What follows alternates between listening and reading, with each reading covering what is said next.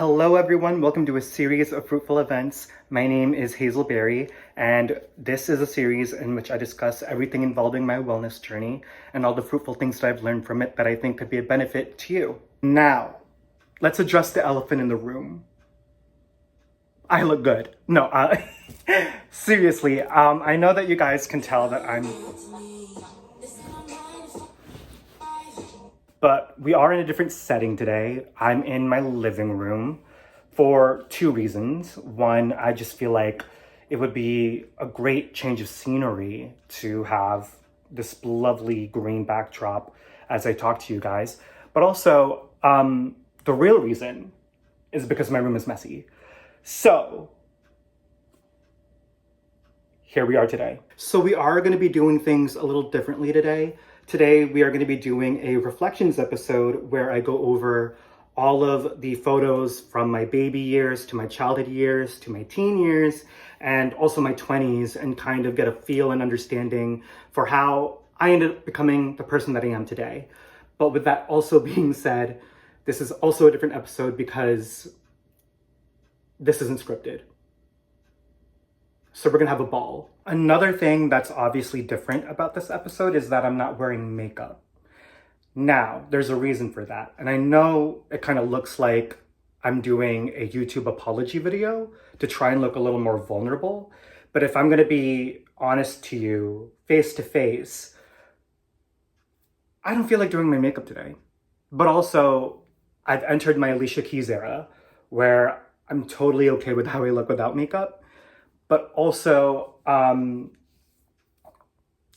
don't know. I just think we all lost. No, I'm kidding. I do think that there is a level of vulnerability here when it comes to showing off my bare face.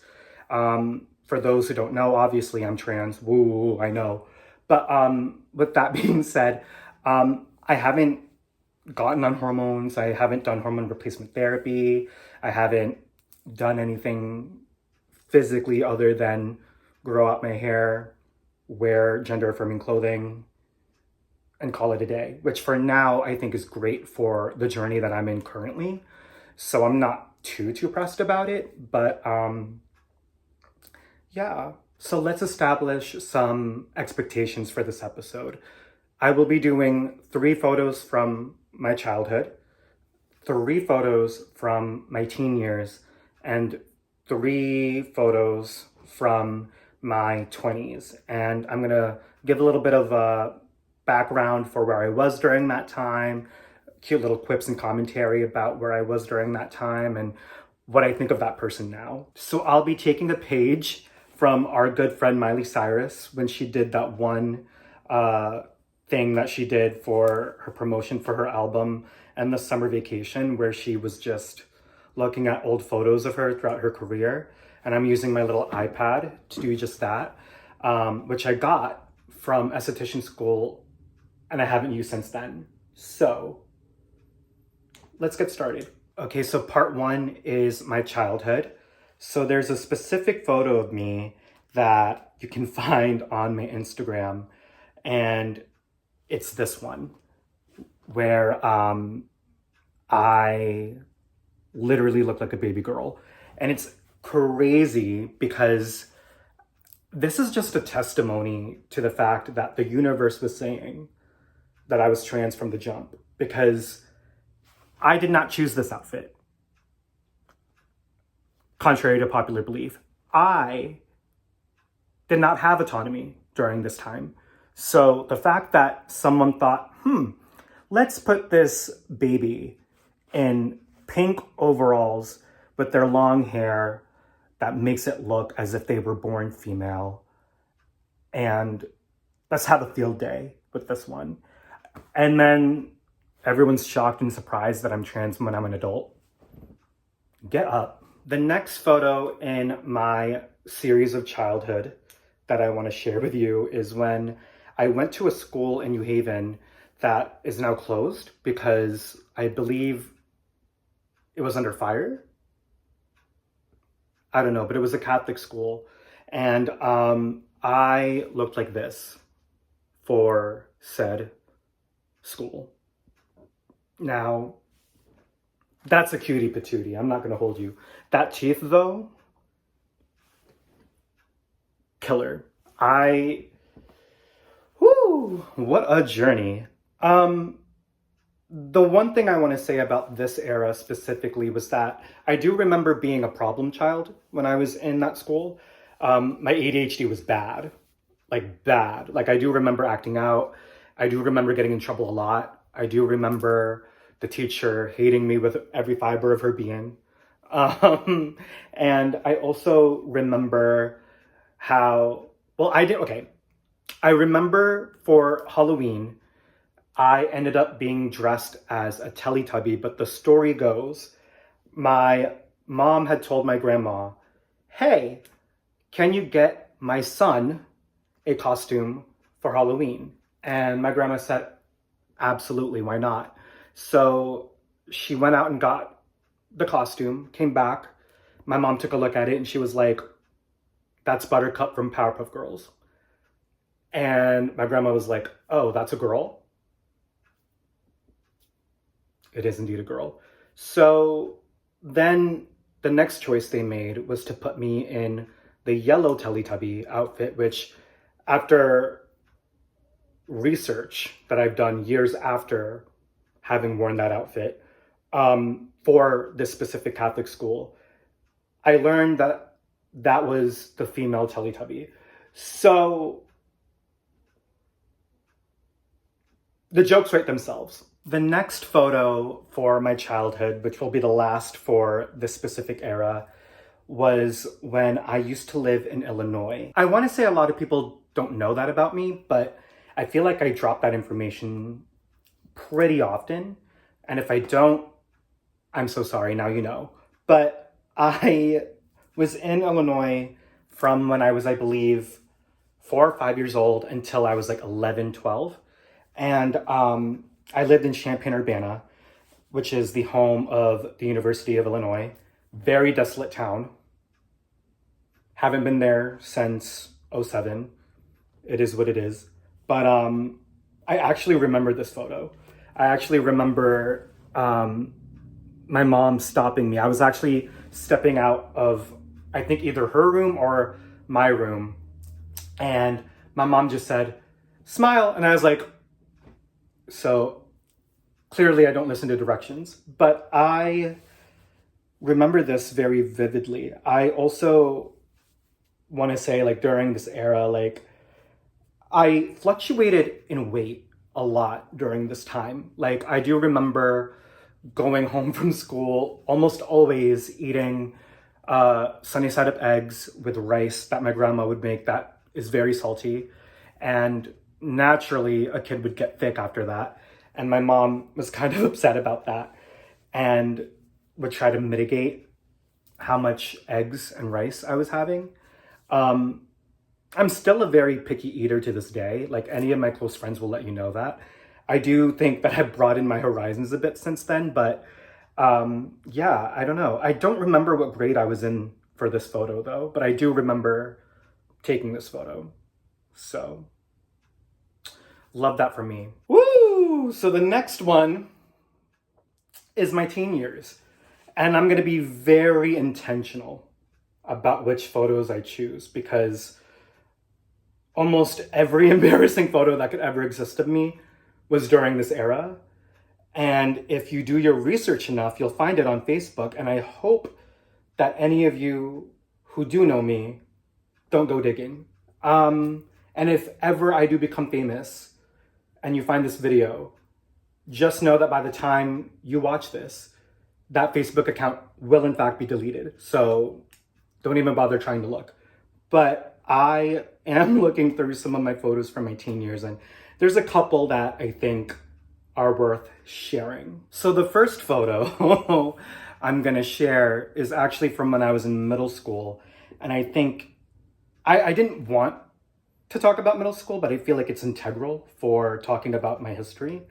And I actually didn't take a lot of photos during this era. So I'm just gonna share the very first photo of myself that I shared on Facebook, which was this photo. And as you can see, this kid is trying a little too hard.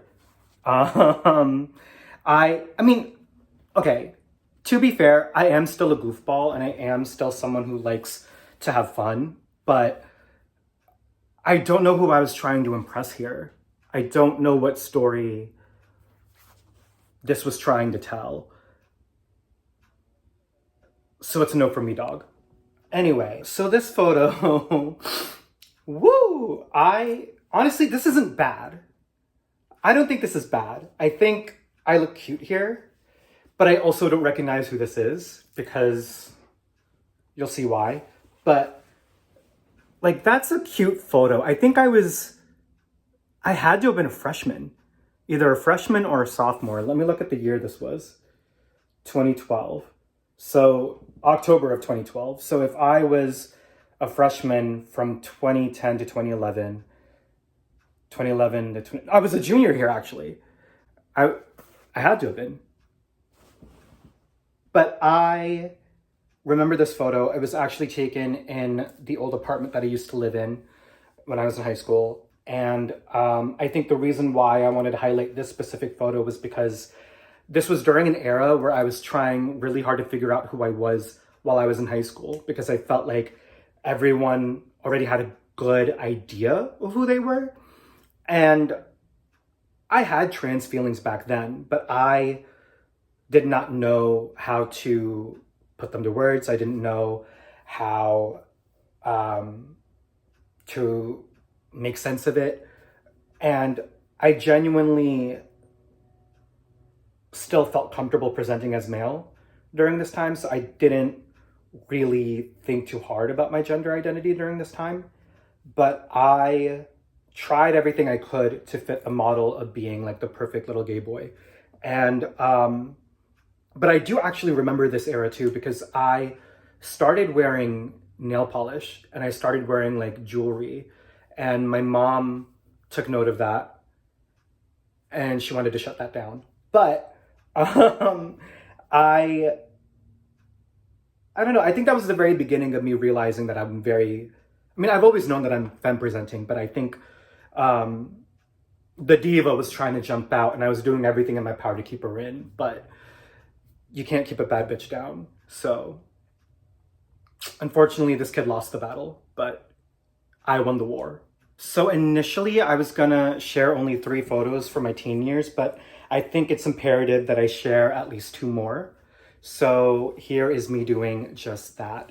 There's a specific photo that I wanted to share during this era, and it was actually when I started doing drag. I have the photo that, okay, I lied. I'm gonna actually show a series of photos, but I'm gonna couple them as 1 or 2, or I'll share everything with you right now. So when I first started doing drag, it was Halloween of 2012, and my aunt actually helped me do my makeup that day. And I wanted to dress like Rachel Berry from Glee, even though I should have been Santana, because I feel like I identify more with Santana than I do Rachel. I think the only reason I chose Rachel is because she was the main character and I desperately wanted to give main character energy. But what was also hilarious about this was that I bought the wig from Party City and it was not brown. It was red. So I was very off the mark of what Rachel Berry looked like. So let's pretend that this is the introduction of Hazel Berry, because yeah, this is it. This is god awful. The outfit is horrendous. My boy shorts are coming down from the skirt, so that's embarrassing. I don't remember where I got the sweatshirt from, and I wasn't wearing lashes, so we really lost, but I think it's time to move on. So you want to talk about a legendary night? Let's talk about the night that I won my satirical high school pageant in high school called Mr. Hamden. So I competed for it, and one thing led to another, And pretty much, okay, so let me give a little background on what that actually is. So pretty much Mr. Hamden was a competition that they did starting my freshman year, where they had a bunch of students, male students, do a pageant, and they would try to like win the title of Mr. Hamden, and they would try to like showcase their talents. They had like a swimsuit portion. I believe there was a question and answer, and all that stuff. And the first guy that won by a landslide, because his talent was wearing a Speedo with a cowboy hat while playing, I think, either the guitar or the ukulele, and he was toned, tan, and hot. So naturally he won. And then my sophomore year, they didn't do Mr. Hamden. So I was under the impression that they were never going to do it again. So I remember when I was a freshman that I wanted to do this competition really badly. And I also remember that I really wanted to, not only did I want to win it, but I also wanted to do it in drag. And I've always like believed to some capacity that manifestation was real. So I would always spend a lot of nights like listening to music and like trying to get myself in the mindset of what I would look like when I was in drag, what my drag name would be, what she would do, like what would be her persona, this, that, and the third. And my junior year, a month after having presented as Hazel Berry for Halloween, about a month or two, I competed in December for Mr. Hamden, and your girl won. So this was me shortly after having won. I'm wearing the crown. I don't know if you can see it. I'm wearing my best friend at the time's dress, which fit me like a glove. Let's talk about that. But I also remember, I remember coming home with my mom. This is me and my mom. I came home that night, and she had texted me that she wasn't able to come, but she was giving me support from afar. And when I had told her that I was done with the competition, I texted that to her. I didn't tell her I won. I'm walking towards the car, and mind you, I'm wearing a little tiny black dress with red Bing Party City wig, with a sash, a bunch of gift cards, flowers, and a crown. My mom literally laughed the entire way home. I've never seen her experience joy in that capacity. Like, I think it was also because I had been so heavily bullied in middle school. And to know that my school was the one that voted me to win the whole thing, I think kind of affirmed to her that I can do drag without being judged. So she kind of gave me the leeway to continue doing drag after this. So thanks, Mom. And thanks, Hampton High. Y'all walked so I could run. Also, honorable mention to this baddie. Y'all could never. I wore such minimal... I don't think I can do that minimal makeup anymore. Like, not that I don't think it looks bad. It looks really good. I just don't know if I have the capacity to do that anymore. I probably should, because I looked really good here. I think I remember how to do this style, so I think maybe one day I'll do it. But, and this was the first time I discovered what lashes looked like on me, so I never looked back. But something that I didn't do enough of during this era was wear lipstick. So that concludes the teenage portion of my years as a teenager. So the beginning of my 20s, well, this is actually technically when I was 19, but I was just a couple months shy from becoming 20. So this counts for my 20s. But I remember entering my 20s trying to present in a way that I thought was masculine, but also like still me, which I was still trying to figure out who that was during this time. So yeah, I think we should start off with this photo of me looking like American Dragon Jake Long. And again, the kid is really handsome. Like, I think that this kid could get it. But I also, part of why it was really hard for me to come to terms with who I was as a person, as a trans woman, was mainly because, and it's going to sound a little vain, but I knew I looked good as a boy and I liked how I looked as a boy. But I also could tell that when I looked in the mirror, I wasn't identifying with who I was seeing.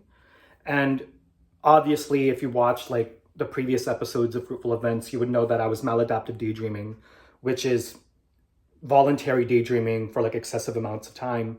And I did that up until the year before I came out, or I think the year I did come out, which was in 2022, which I believe, so that was like 2 years ago. So that I was like 27 during, or no, 26 turning 27 during that time.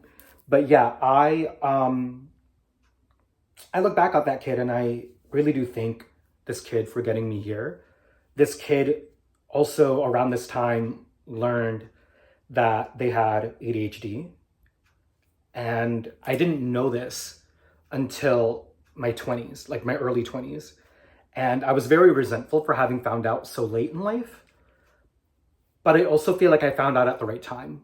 And if I could tell younger me anything, it would be just that I found out at the time that I needed to find out. Because I don't think, even if I did know when I was in high school, that I would have had the capacity to understand what that really meant. So yeah, I don't know if I'm allowed to share this on social media, but I did in the past.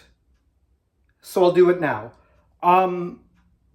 In my early 20s, around like 22, 23,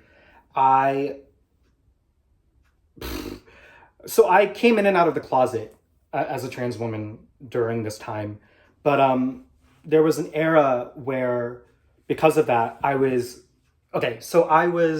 coming to terms with it, but then realizing that I had a choice because of the fitness journey that I was going through.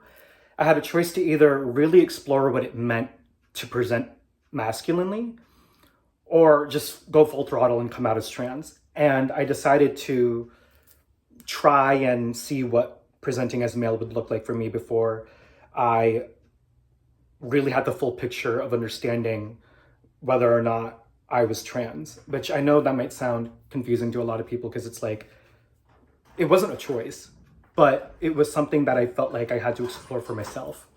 So that's what happened there. So this photo is of me after I lost the weight. Now,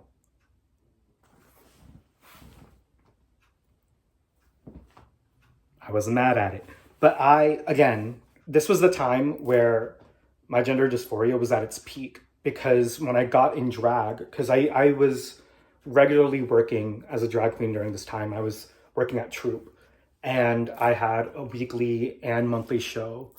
And as I started getting more fit, I had to realize that I had to paint my face differently because of it.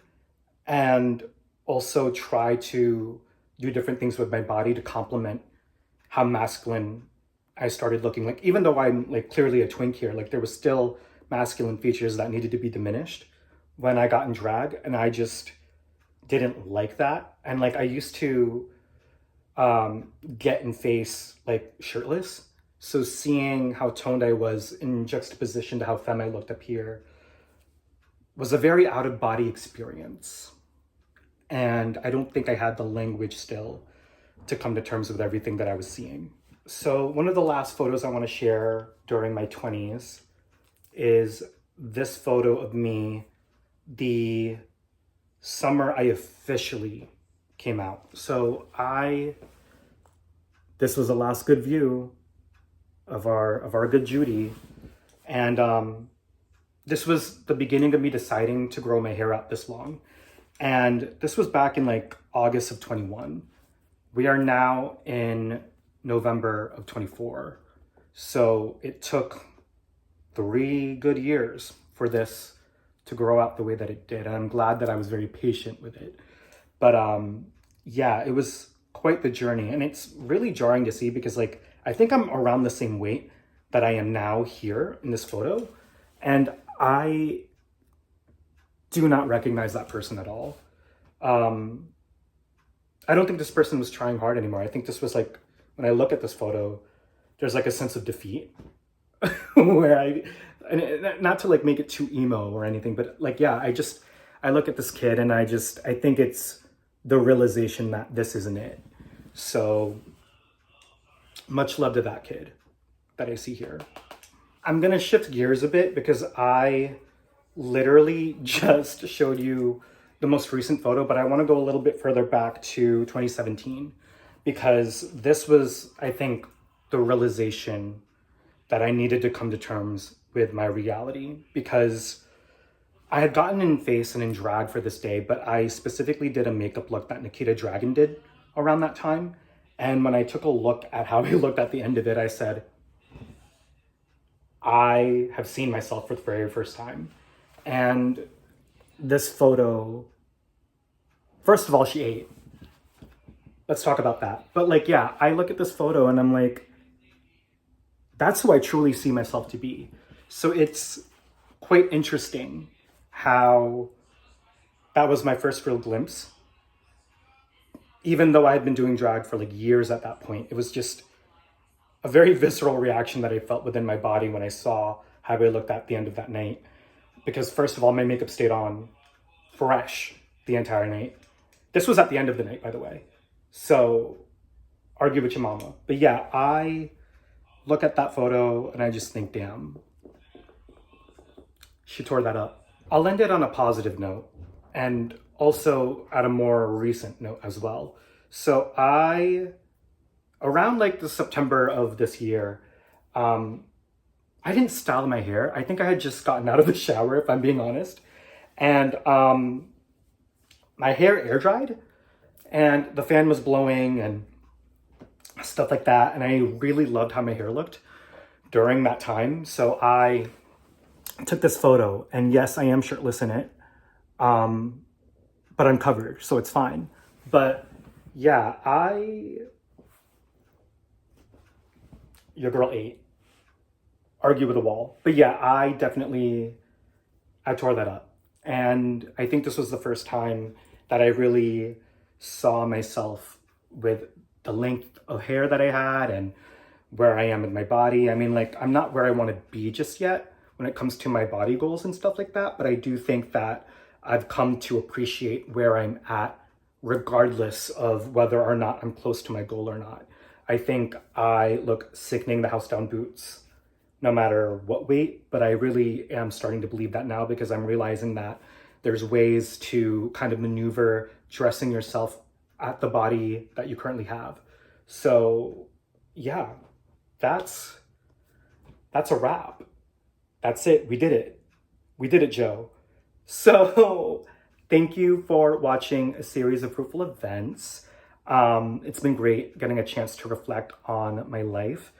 I know that most of it I talked about my gender journey, but I feel like it wouldn't have made sense to omit that part of my journey at any point during this. So yeah, I just felt called to do that. But thank you for watching, and I'll see you next time. And until then, stay juicy.